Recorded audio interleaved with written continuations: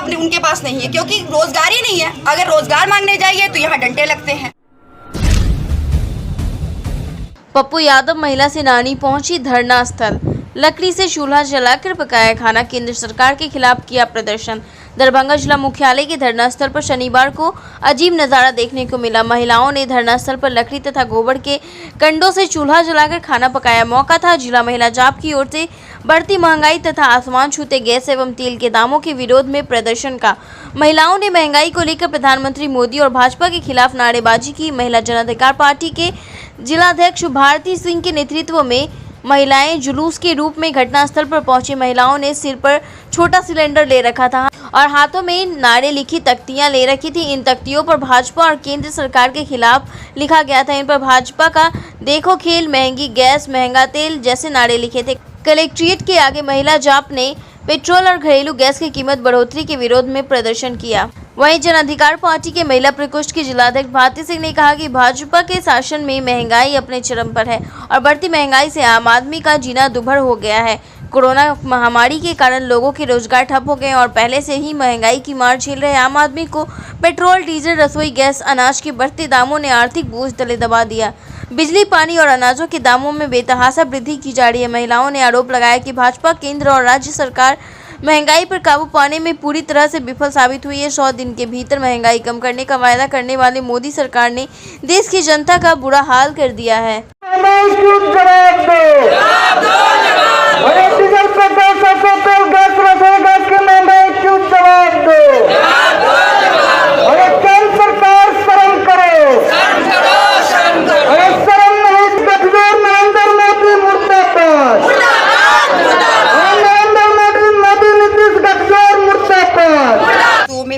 महंगाई वृद्धि होना।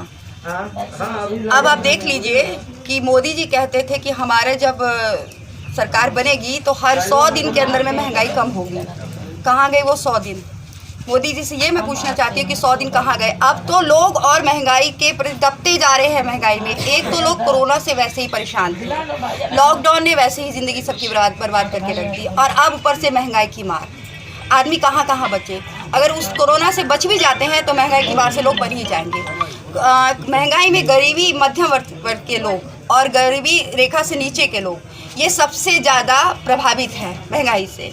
एक गैस सिलेंडर जो पहले आसानी से 450-500 में मिल जाता था, अब उसकी कीमत देख लीजिए, आसमान छू रही है। 1000 रुपये उसकी कीमत हो गई। हम महिलाएं कैसे घर चलाती हैं? इन गरीब जो महिलाएं आई हुई है देहात से, इनसे पूछिए कि इनका परिवार कैसे चलता है। 1000 रुपये के लिए इनको सोचना पड़ता है, वो भी अब उनके पास नहीं है, क्योंकि रोजगार ही नहीं है। अगर रोजगार मांगने जाइए तो यहाँ डंडे लगते हैं। तो व्यक्ति कहा जाए, एक भी व्यक्ति बता दीजिए कि मोदी जी के काम से खुश है, चाहे वो नवयुवक हो या वो बड़े बुजुर्ग हो या हम महिलाएं हो, कोई उनके कार्य से खुश नहीं है। वो क्या चाहते हैं? वो हमेशा कहते, जब कांग्रेस की सरकार थी वो कहते थे 70 साल पीछे चलेगा। अब तो लगता है 70 साल से भी पीछे जाके ये और भी पीछे लेके जा रहे हैं लोगों को। अब तो गैस सिलेंडर, पहले था लोग चूल्हे पर खाना बनाते थे, मिट्टी के चूल्हे पर। अब गैस सिलेंडर फिर उसके दाम इतना बढ़ गया तो अब लगता है फिर से दोबारा से लोग को चूल्हा पर आना पड़ेगा। कहाँ? वो तो कहते थे कि हम धुआं कम करेंगे, कहाँ धुआं कम हुआ?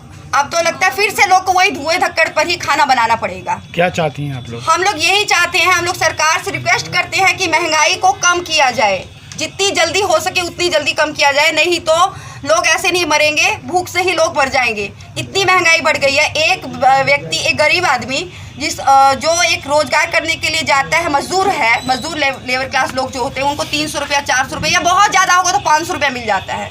500 रुपया में अगर वो 2 दिन काम करेगा तो 1000 का सिलेंडर लेगा, तो उनके घर के लोग कहाँ गए? वो क्या खाएंगे पिएंगे? वो एक सिलेंडर ही लेके चला, 2 दिन पे एक सिलेंडर खरीदेगा तो दाल चावल ये सब कहाँ गया? वो कहाँ से लेके आएंगे? मोदी जी सोचते हैं सिर्फ जब आते हैं तो वो अपने मन की बात करके चले जाते हैं। हमेशा मन की बात, कभी जनता की भी तो मन की बात आप सुनिए ना।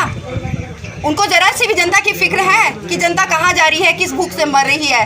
पहले भी, आज से 74-75 साल पहले जब देश को आज़ादी नहीं मिली थी तो लोग गुलाम थे, अंग्रेज के गुलाम थे। आज भी वही गुलामी है। आज भी पहले अंग्रेज अपने हिसाब से चलाते थे, आज क्या है, मोदी जी के साथ भी क्या है कि बस 4-5 आदमी मिलके इस सरकार ये चल रही है। वो मोदी जी हो, योगी जी हो, रामदेव बाबा हो, अंडानी हो, अंबानी हो, बस यही, इसके सिवा कुछ नहीं। वो लोग जो चाहेंगे वही होगा। हम जैसे गरीब लोग उनकी मन की बात वो सुनना नहीं चाहते हैं। विदेश यात्रा कर रहे हैं मोदी जी, उससे हम लोग को कोई तकलीफ नहीं, लेकिन विदेशों में जाके देखिए ना कि वहाँ पर क्या व्यवस्था है। विदेश यात्रा से कुछ सीख के आइए ना, वो यहाँ पर लागू कीजिए ना। आप डिजिटल इंडिया की बात करते हैं, कहाँ से डिजिटल इंडिया बन रहा है भारत? कुछ भी नहीं। एक छोटा सा मोबाइल, आपको पता है चाय पत्ती कैसे आया था भारतवर्ष में?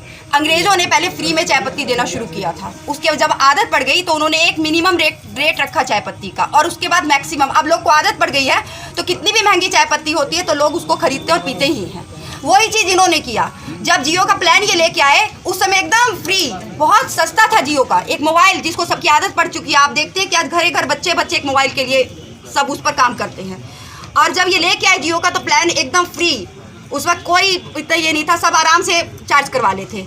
अब क्या है कि 600 रुपया से नीचे कोई चार्ज नहीं है, और अगर बहुत मिनिमम में चले जाइए तो 50 रुपये का रिचार्ज है, और वो भी क्या है तो इनकमिंग कॉल है, उसमें बात करने के लिए पैसे नहीं है। एक गरीब व्यक्ति कहाँ से सर, वो भी कराना ही, अगर आप वो नहीं करवाइएगा तो आपका सिम बंद। वो आदत इन्होंने लगा दी। उन्होंने चाय पत्ती की आदत लगाई थी, इन्होंने जियो की आदत लगा दी, और अब आप कमा रहे हैं उससे भी।